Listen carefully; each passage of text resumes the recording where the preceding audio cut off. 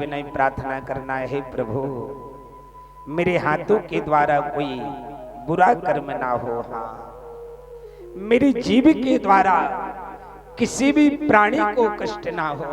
मैंने एक दिन और इस मंच से कहा था कि सबसे बड़ा धर्म है, यदि देवताओं को प्रसन्न करना चाहते हो, संसार के मन के बनना चाहते हो, तो मात्र इस जीव को सुधार लेना। हाँ, जीव नहीं सुधरी तो जीवन नहीं सुधर सकता।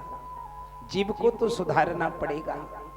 एक काम और करना, जीवन में एक आदत डाल लेना कि ज्यादा मत बोलना। हाँ, ज्यादा बोलने वाले से अपराध गलती बहुत होती है। जीवन में कम बोलो। शास्त्र कहता है कम बोलो और मीठे बोलो। वाणी ऐसी बोलिए मन का आपा खोए, और औरों को शीतल करे खुद भी शीतल होए। ऐसे शब्द बोलो कि सुनने वाले को लगे कि ओहो, किसी ने पुष्पों की वर्षा कर दी है। हाँ, यदि हमने जीवन में तीखे शब्द बोले, कभी कभी कोई ऐसा बोलता है ना कि बोलते ही लगता है कि मानो इसने पत्थर मार दिया है। किसी किसी की वाणी इतनी निरस होती है। वाणी को सुधारना पड़ेगा। हाँ, शब्द रसमय होना चाहिए, शब्द में मिठास होना चाहिए। ये जीवन का सार है। तुलसी मीठे वचन से, बाबा तुलसी तो कहते हैं भैया, जिसने जीवन में मीठा बोलना प्रारंभ कर लिया, मात्र जीवन में मीठे बोलने की तो जरूरत है। तुलसी मीठे वचन से सुख उपजे चहु और, मीठा बोलने से चारों दिशाओं से सुख आता है। हाँ, तुलसी मीठे वचन से सुख उपजे चहु और वसीकरण एक मंत्र है, तज दो वचन कठोर। जीवन में जो हम कटु शब्द बोलते हैं, कड़वे शब्द बोलते हैं, इनका त्याग करना पड़ेगा। हाँ,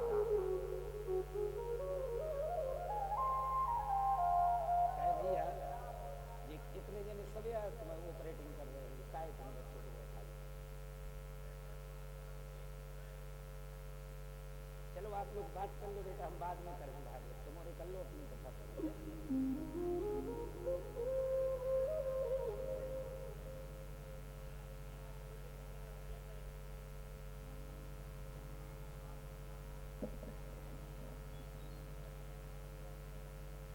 बोलो राधा रानी सरकार की जय हो। सभी से करवत्र प्रार्थना है कि व्यवस्थाओं में संयोग करें, अपितु व्यवस्थाओं को भंग न करें। बैठने के लिए पर्याप्त जगह है इस प्रांगण में। और मैंने पहले दिन भी कहा था कि कथा सुनने का लाभ पुण्य किसको मिलता है, जो व्यास मंच के सामने बैठ करके कथा सुनता है, और बगल में बैठ करके जो कथा सुनते हैं उनको जीवन में कथा सुनने का 1% लाभ तो मिल नहीं सकता। हाँ, मैं अपनी मन की बात नहीं कह रहा हूं, इस शास्त्र में लिखा है। कथा सुनने का नियम होता है कि व्यास मंच के सम्मुख बैठ करके भगवान की कथा सुनना चाहिए। और देखो, कथा तो शांति के वातावरण की है ना। कई बार हम लोगों के मंच के पास में आकर के ही व्यर्थ की वार्तालाप करते हैं, और भगवान ने जब इतना सुंदर अवसर दिया ही है, तो क्यों ना ऐसे अवसर को हम हाथ से निकलने ना दे। कहते हैं कि यह अवसर नहीं बारंबार, जीवन में ऐसे अवसर बार बार नहीं मिलते। प्यारे बंधु, आप संसार के काम करते रहोगे, धन कमाना आसान है, पद को प्राप्त करना आसान है, बैंक बैलेंस बनाना आसान है। जीवन में यदि सबसे कोई कठिन कार्य है तो सत्संग के माध्यम से भक्ति रूपी मार्ग पर चलना।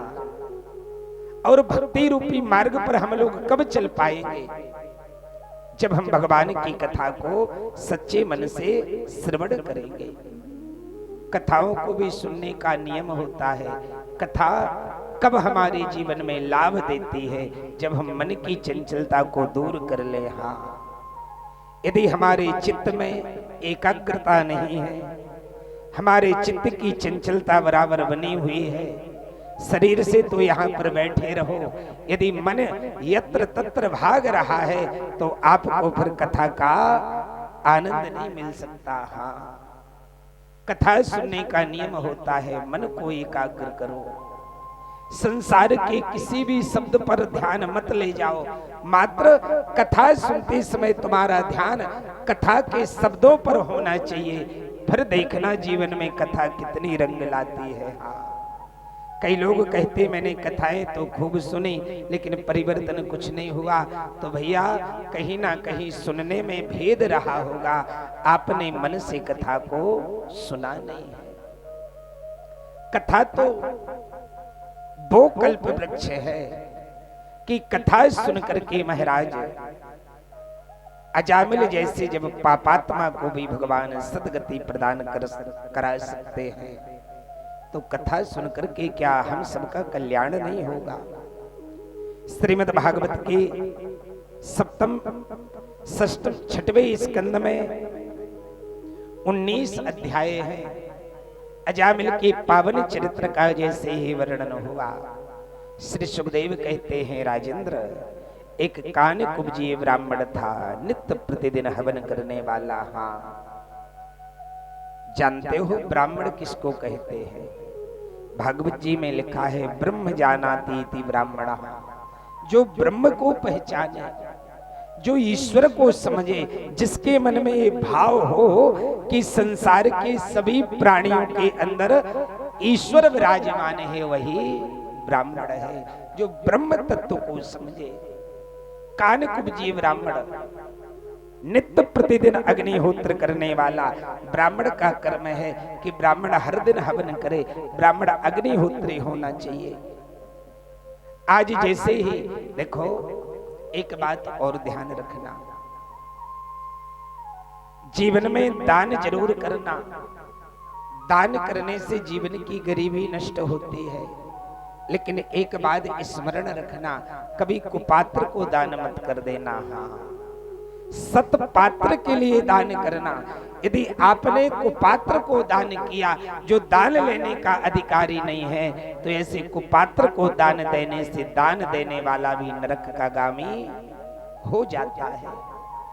आजकल कलयुग में मांगने वालों की कमी नहीं है। दरवाजे पर कई लोग मांगने को आते हैं, दिन भर मांगेंगे, शाम को जाकर के ड्रंक करेंगे, शराब पिएंगे, हमारे दिए हुए धन के द्वारा बुरा कर्म करेंगे, तो कहीं ना कहीं उसका प्रायश्चित दान देने वाले को भी भोगना पड़ेगा। हाँ, आपने किसी बुरे व्यक्ति को 10 रुपए दान कर दिए, उस व्यक्ति ने 10 रुपए का एक चाकू खरीद करके किसी को मार दिया, किसी की मृत्यु हो गई, अपराध किसको लगेगा? दान देने वाले को भी, क्योंकि तुमने खोज नहीं की कि मैं सही व्यक्ति को दान दे रहा हूं या गलत व्यक्ति को दान दे रहा हूं। हाँ, नीति शास्त्र में तो इतना तक लिखा है भैया, ये जो ब्राह्मण देवताएं हैं, जो विप्र देवता है, कभी भी ये अपने घर में भजन पूजन करने को आए तो हाथ जोड़ करके इनसे प्रार्थना कर लेना, गुरुदेव हमारे घर में जब तक पूजन करो तो मुंह में तमाकू गुटखा नहीं होना चाहिए। हाँ, यदि मुंह में तमाकू गुटखा है तो कितने भी मंत्र बोलते रहो, वह मंत्र जीवन में काम कर नहीं सकता, क्योंकि मुंह अपवित्र है, फिर कहां से मंत्र काम करेगा। हाँ, जीवन में क्रिया श्रेष्ठ होना चाहिए। जीवन में यदि जब तक मुंह में तंबाकू गुटखा है तब तक मंत्र बोलने का अधिकार तो उस ब्राह्मण के वो हो ही नहीं सकता। हाँ, जीवन में क्रिया बनी रहे, भगवान तो भाव देखते हैं। जो कान कुब्जीय ब्राह्मण था, आज गया तो जंगल में लकड़ी लेने के लिए, लेकिन जैसे ही उसने अपनी आंखों से गलत देखा, जीवन में एक बात याद रखना, पाप कहां से मन में प्रवेश करता है। आंखों से गलत देखोगे तो मन में पाप प्रवेश कर जाएगा। इसलिए कभी गलत चित्र नहीं देखना चाहिए, क्योंकि आंखों से सही देखोगे तो मन में सही भाव प्रकट होंगे। जो वो कान कुब्जिए अजामिल ब्राह्मण था, जंगल में गया तो भगवान के हवन के लिए लकड़ी लेने को, लेकिन एक जंगल में शूद्र और वेश्या को गमन करते हुए देख लिया। आंखों से गलत देखा तो मन में पाप उतर गया। भगवान ने यदि आंख दी है तो यजुर्वेद में लिखा है, ठाकुर जी ने, भगवान ने आंख क्यों दी? भद्रम करणे भी, इन आंखों से हमको भद्रमय मंगलमय भगवान के दर्शन करना चाहिए। इसलिए भगवान ने हमको यह आंख प्रदान की।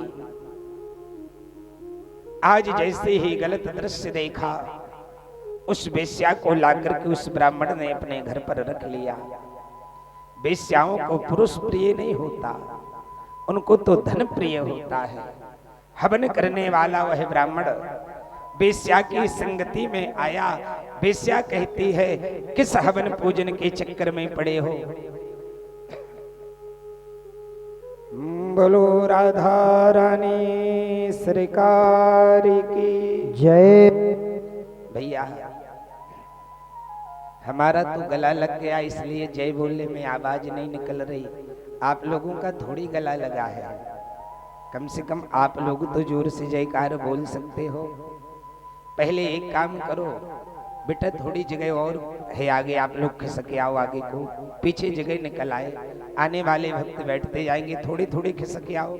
सभी लोग आगे को खिसको, जगह पर्याप्त है, आगे को खिसके आओ। पीछे जगह निकल आए बैठने वालों के लिए, थोड़े थोड़े खिसके आओ सभी लोग।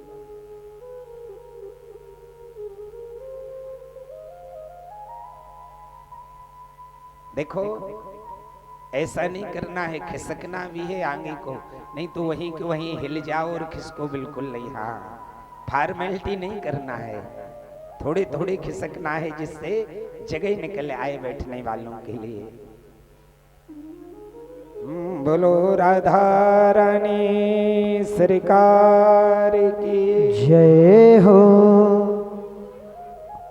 आइए कथा प्रसंग पर ध्यान दें। आज जैसे ही वेश्या की संगति में पढ़ करके अजामिल महान डाकू के नाम से विख्यात हुआ। आज जैसे ही एक दिन श्री भगवान की ऐसी कृपा हुई कि कुछ संत मंडली अवध से वृंदावन की ओर जा रही थी। रास्ते में अजामिल का गांव मिल गया। रात्रि का समय होने वाला था। उन साधु संतों के मन में विचार आया कि क्यों ना आज रात्रि का समय इसी गांव में निकाल लिया जाए। किसी से पूछा, भैया इस गांव में कोई सरल से भक्त का नाम बतला दो, मैं जहां पर रह करके आज रात्रि का समय निकाल लो। उस व्यक्ति ने मन में विचार किया, ये साधु संत लाल पीले कपड़े पहन करके खूब चकाचक घोंटते हैं। हाँ, बोले आज इनको ऐसी जगह भेजेंगे कि इनको भी याद रहेगा कि कोई सेवा करने वाला मेरे को मिला। अब संत समझ नहीं पाए उनकी परिभाषा को। वो हंस करके बोले कि ओ महाराज, मेरे गांव में सबसे बड़े भक्त हैं अजामिल, आप उनके दरवाजे पर चले जाओ, आपकी ऐसी सेवा होगी कि आपको भी याद रहेगा कि मेरे को कोई भगत मिला है। संत तो संत होते हैं ना। एक बात मानना, जीवन में यदि कोई योग्य संत मिल जाए तो समझ लेना कि अब मेरी जीवन की गाड़ी पटली पर दौड़ना प्रारंभ कर देगी। हाँ, क्योंकि जीवन में यदि संत मिल जाए, जानते हो जब संत मिलते हैं तो क्या होता है। संत यदि कोई सच्चा संत मिलेगा तो वो संसार की व्यथा नहीं सुनाएगा। संत की एक पहचान होती है, संत भगवंत कथा सुनाते हैं। संत मिल जाए तो फिर भगवान की कथा मिलेगी, और भगवान की कथा मिली तो जीवन सुधर जाएगा। आज जैसे ही संत अजामिल के दरवाजे पर पहुंचे, अजामिल तो था नहीं, वो वेश्या थी। आवाज लगाई, ओ बेटा अजामिल, ओ बेटा अजामिल, जरा बाहर तो निकलो।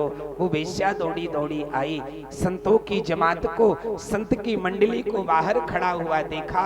उस वेश्या ने हाथ जोड़ लिए, गुरुदेव किसी ने आपको मार्ग भटका दिया है, मेरे पतिदेव भक्त नहीं है, वो तो महान चोर है। लेकिन वो वेश्या संतों को देख करके बोली, गुरुदेव जब आप मेरे दरवाजे पर आ ही गए तो निराश होकर के मत जाओ, सूखे राशन में कोई दोष नहीं होता। सामने बरगद का वट वृक्ष लगा था, गुरुदेव मैं सूखा राशन इस वृक्ष के नीचे रख देती हूँ, इस वट वृक्ष के, बरगद वृक्ष के नीचे आप भोजन प्रसादी बनाओ, लेकिन निराश होकर के मत जाओ। उस वेश्या का सुंदर भाव देखा ना, तो संतों ने बरगद के वृक्ष के नीचे भोजन पकाए, भगवान को भोग लगाया। जैसे ही उन संतों ने प्रसादी पाई ना, तो उनमें जो सबसे बड़े संत गुरुदेव थे ना, उनकी आंखों से आंसू निकल पड़े। उनके शिष्यों ने पूछा, गुरुदेव ये आंसू निकलने का कारण क्या है? गुरुदेव कहते हैं, बेटा हम लोग संत हैं, संत और ब्राह्मण जिसका अन्न खाए, यदि उसका जीवन नहीं सुधारा तो उसका संत बनने का क्या मतलब हुआ? बोले बेटा इस अजामिल का जीवन कैसे सुधरे? संत जब जीवन में आते हैं, ब्राह्मण यदि जीवन में आएगा तो कोई मार्ग बतलाएगा, यदि उस मार्ग पर, उस रास्ते पर आपने चलना प्रारंभ कर दिया तो आपका कल्याण सुनिश्चित है। आज जैसे ही प्रातःकालीन वो संत लोग वृंदावन की ओर जाने को तैयार हुए, अजामिल भी आ गए। संतों ने बुलाया, ओ बेटा अजामिल हम लोग जा रहे हैं यहाँ से। अजामिल बोला, ठीक है बाबा जी प्रेम से जा सकते हो। वो संत महाराज बोले, बेटा हम लोग साधु संत हैं, बिना विदाई के तो जाएंगे नहीं, हमारी विदाई करो। अजामिल तो हंस करके बोला, ए गुरुदेव भूतों से पूजा मांग रहे हो? यही खैर समझो कि मैंने आपका सोटा लंगोटा नहीं छुड़ाया, हाँ मेरे से लेने की बात कर रहे हो। अब तो संत बोले, नहीं नहीं बेटा मेरे को संसार की संपत्ति नहीं चाहिए, यदि देना चाहते हो तो मेरे को एक वचन दे दो, जो तुम्हारी ये वेश्या है, जो तुम्हारी पत्नी है, एक गर्भ से है, आने वाले समय में इसके यहाँ एक बालक जन्म लेगा, मेरे को वचन दे दो कि उस बालक का नाम आप नारायण रख लेना और कुछ नहीं चाहिए। संत ने मार्ग बतला दिया, समय आगे को निकला, उस वेश्या ने एक बालक को जन्म दिया। उस बालक का नाम क्या रख लिया? नारायण। छोटे बच्चे से बड़ा प्रेम, अजामिल को छोटे बच्चे से इतना प्रेम कि प्यास भी लगती तो कहता, ओ बेटा नारायण जरा पीने को जल तो लाओ। भूख लगती तो कहता, बेटा नारायण जरा भोजनों की व्यवस्था तो करो। पुत्र के माध्यम से ही सही भगवान का भजन करना प्रारंभ कर दिया। एक बात मानना, चाहे पुत्र हो चाहे कोई भी हो, यदि हम भगवान का नाम लेंगे तो उसका फल हमको जरूर मिलेगा। पहले तो बड़ी सुंदर व्यवस्था थी, पहले के माता पिता बच्चों का नाम भी रखते थे तो प्रायः भगवान से मिलता जुलता नाम रखते थे कि कम से कम बच्चों के माध्यम से भगवान का भजन तो होता रहेगा। अब तो भैया कई लोग कहते हैं मॉडल जमाना आ गया। हाँ, इस मॉडल जमाने के चक्कर में व्यक्ति पतन की ओर जा रहा है। अपनी प्राचीन सभ्यताओं को हम लोग भूलते चले जा रहे हैं। पहले कितने सुंदर नाम होते थे, मनमोहन, कम से कम भगवान से जुड़ता हुआ नाम, घनश्याम, ऐसे जो भगवान से मिलते जुलते नाम रखते थे। अब नाम क्या रखने लगे? कई लोग तो नाम रख लेते हैं चिंटू। हाँ, आजकल बच्चे का जन्म हुआ, माना सही कि चिंटू पिंटू ये नाम रख लिए, लेकिन जब वो बच्चा बूढ़ा होगा तो बुढ़ापे में क्या कहोगे कि पिंटू बब्बा आ रहे हैं, फिर ठीक लगेगा वो नाम? माना सही कि बाल अवस्था में ये नाम कुछ ठीक लगते हैं। मेरे कहने का भाव कि बच्चों के नाम भी ऐसे रखो कि कम से कम नाम के माध्यम से हम भगवान से तो जुड़े रहे। हाँ, जीवन में जो कुछ करो उसमें एक विकल्प की खोज करके, एक विकल्प को ढूंढ करके काम करना चाहिए कि हमारी ये रास्ता जाकर के भगवान से जुड़ना चाहिए। हाँ, बिना परमात्मा के हमारा जीवन शून्यमय है।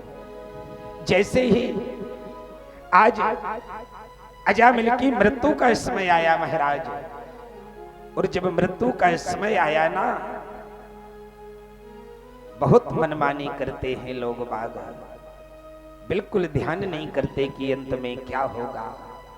जब वो मृत्यु का समय आया ना, काले काले यम के दूत अजामिल के सामने आकर के खड़े हुए, उनका विकराल रूप देख करके, कई बार देखा है ना, कोई कोई लोग कहता है, बोले भैया फलाने फलाने व्यक्ति का बोल थक गया। जानते हो बोल थकने का मतलब क्या होता है? मृत्यु का समय जब आता है तो कई व्यक्तियों की ये जो बोलने वाली इंद्री है, ये जीव है, ये शिथिल हो जाती है। जानते हो ये जीव शिथिल क्यों होती है?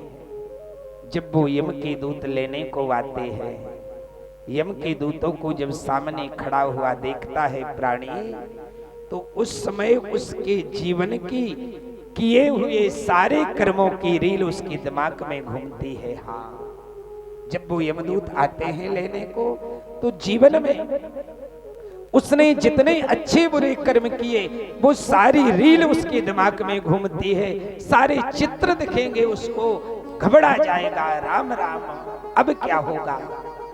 मैंने तो इस समय का विचार तक नहीं किया। जब वो उस समय घबराता है कि मैं क्या हिसाब दूंगा भगवान के लिए, तो उस समय उसकी बोलती बंद हो जाती है, जिसको क्या कहते हैं, बोल थकना। तो अंत में हमारे साथ भी ये स्थिति ना हो। प्यारे बंधु, याद बना करके जीना कि जीवन का हिसाब भगवान को देना पड़ेगा। एक दिन वो समय आएगा, जाना पड़ेगा, पल पल का हिसाब उस परमात्मा को देना पड़ेगा। यह विचार करते हुए हमको सही मार्ग पर चलना है और सही कर्म भी करना है। बोलो राधा रानी सरकार की जय हो। भजन कर मस्त जवानी में, ए भजन करो मस्त जवानी में, बुढ़ापा किसने देखा है। भजन कर मस्त जवानी में,